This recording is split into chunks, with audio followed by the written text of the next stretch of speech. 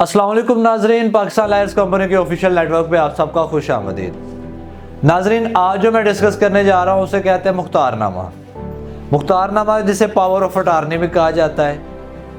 Basically ये एक ज़ात से मुंसलिक वो पावर है, वो तल्लक है कि जिसके तहत एक बंदा दूसरे बंदे को पावर जो है वो डिस्ट्रीब्यूट करता है कि on behalf of my self you can do such special matters और सच जनरल मैटर्स। आज हम उसको समझेंगे।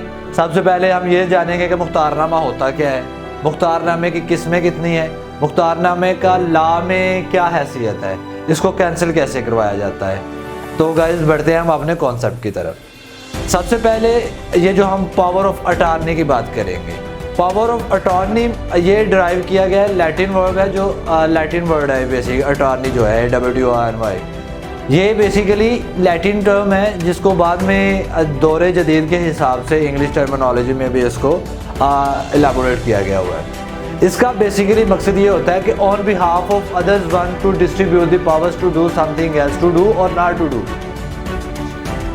यानी कि एक बंदा अपने पावर्स जो है, यानी कि वो अपने इख्तियारात हैं, मिसाल के तौर पे वो कोई कंपनी, वो कोई फर्म, वो कोई केसेस हैं जो उसके रोज़मर्रा के रेगुलर रूटीन मैटर्स हैं, उनके with the accordance of the circumstances वो अपनी जो पावर्स हैं वो डिस्ट्रीब्यूट करता है। अपने बेटे को डिस्ट्रीब्यूट कर देता है, अपने भाई को डिस्ट्रीब्यूट कर देता है, अपने किसी मुलाजिम को डिस्ट्रीब्यूट कर देता है कि ये मुख्तसर काम है, ये स्पेशल काम है कि जो मैं आउट ऑफ कंट्री हूँ, तुमने देखने हैं, मेरी तबीयत दुरुस्त ठीक नहीं है तो तुमने देखने हैं। ये जो डिस्ट्रीब्यूशन ऑफ द पावर्स है, एक बंदा प्राइवेटाइज जो बंदा है, जो अपने फर्म्स रन कर रहा है, जो उसकी फैक्ट्रीज़ हैं या उसके अंगेस या उसके केसेस जो कोर्ट्स में पेंडिंग है, या वो प्रॉपर्टी का कारोबार कर रहा है, उसके लेन देन के मैटर्स हैं, वहाँ पे ये जनरल पावर ऑफ अटार्नी कैसे काम करेगी।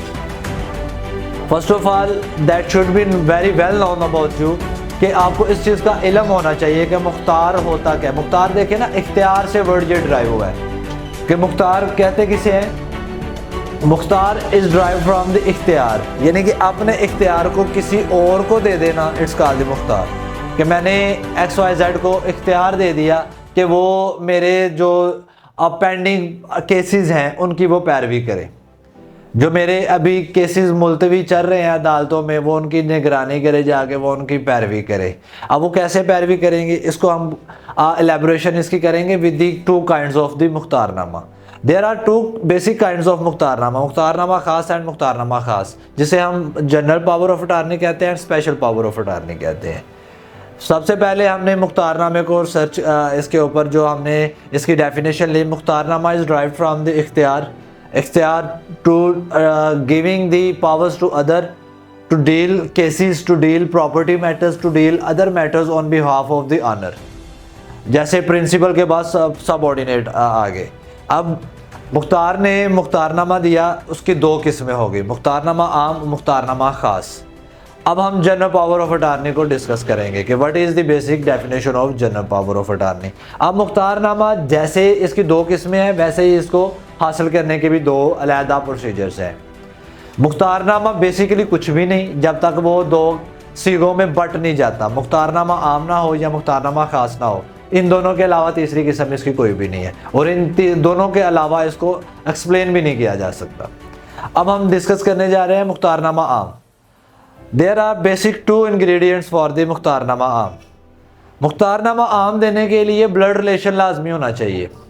बाप बेटे को दे सकता है, भाई को दे सकता है, आउट ऑफ द साइट नहीं दे सकता।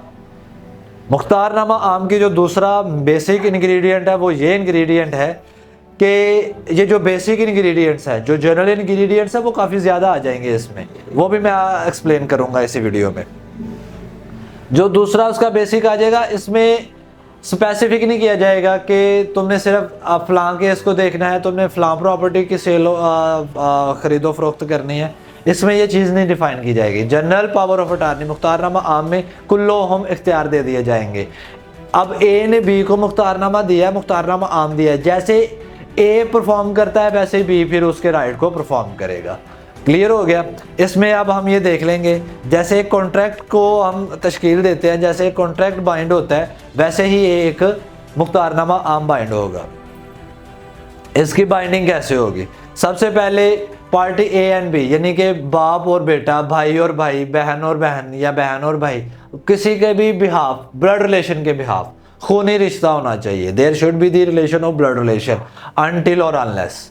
इसके बाद में कोई किसी किस्म का कोई भी गुंजाइश बाकी नहीं रहे। मुख्तारनामा आम के लिए उसमें सूरत हाल आ गई कि ब्लड रिलेशन होना चाहिए। अब free consent of the owner होनी चाहिए और दूसरे पर्सन की भी जिसको मुख्तारनामा दिया जा रहा है, इनकी फ्री कंसेंट होनी चाहिए। बिफोर द टू विटनेस होनी चाहिए। विटनेस भी साउंड माइंडेड होने चाहिए।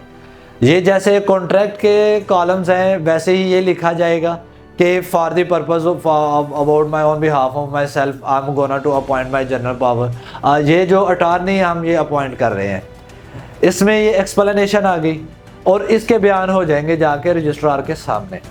रजिस्ट्रार जैसे रजिस्ट्री दर्ज करता है, जैसे आपके जो दीगर मामलात होते हैं, वैसे ही ये एक मुख्तारनामा भी एक रजिस्ट्रार के सामने ये बयान जाके होंगे उसके, जिसमें रजिस्ट्रार क्रॉस क्वेश्चन करेगा कि किस बिहाफ के ऊपर आप इसको अपना पावर ऑफ अटॉर्नी दे रहे हैं। वो जाके उसकी फर्दर एक्सप्लेनेशन हो जाएगी। वहाँ पे जब आपकी रजिस्ट्रेशन हो जाएगी तब वो मुख्तारनामा आम रजिस्टर्ड हो जाएगा।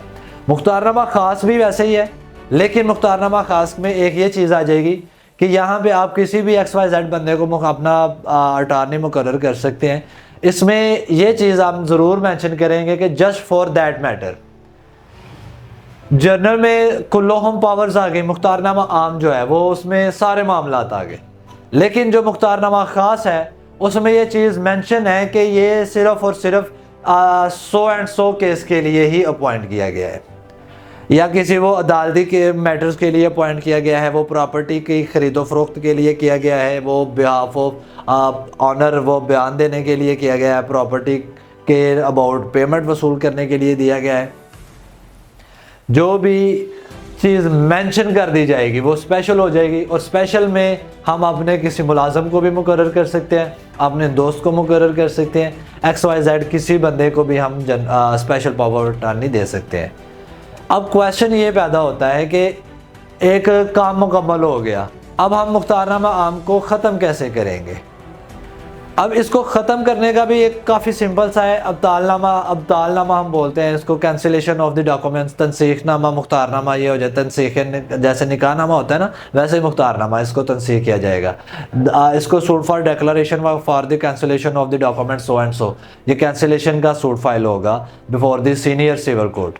सीनियर सिविल जज की अदालत में ये दावा दायर किया जाएगा, जिसमें जो मुख्तारनामा देने वाला बंदा है वो कह देगा कि मेरा ये मकसद था, वो मकसद मेरा पूरा हो चुका हुआ है। उस आज के बाद ये जो मैंने पावर ऑफ अटॉर्नी इस बंदे को दी थी, इससे इसका किसी किस्म का कोई तल्लक वास्ता ना रहा है। अब वो बंदा कोर्ट में पेश हो या ना हो जिसके वो पावर ऑफ अटॉर्नी दी गई थी, जब रियल ऑनर आके इस चीज़ को डिनाई कर देगा तो वो ऑटोमेटिकली उसका जो पावर ऑफ अटॉर्नी है वो कैंसिलेशन कंसिडर कर दिया जाएगा। इसमें एक चीज़ मैं और एडिशनल देता चलो, अगर एक बंदा फौत हो जाता है वो कुदरती तौर पे वो मुख्तारनामा आम हो या ख़ास हो वो कैंसिल हो जाएगा। जज़ाकल्लाह खैर। आज हमने ये जाना कि मुख्तारनामा होता क्या है, इसकी इक़साम कितनी है, ये हासिल कैसे होता है, कौन कौन से बंदे इसको हासिल कर सकते हैं और कैसे इसको कैंसिल किया जाता है। ऐसे ही इंफॉर्मेटिव वीडियोज़ के लिए बने रहिए पाकिस्तान लायर्स कंपनी के ऑफिशियल नेटवर्क के साथ। इंशाल्लाह हम मिलेंगे अपनी नेक्स्ट वीडियो में। अपना ख्याल रखिएगा, हमें दुआ में याद रखिएगा। अल्लाह हाफ़िज़।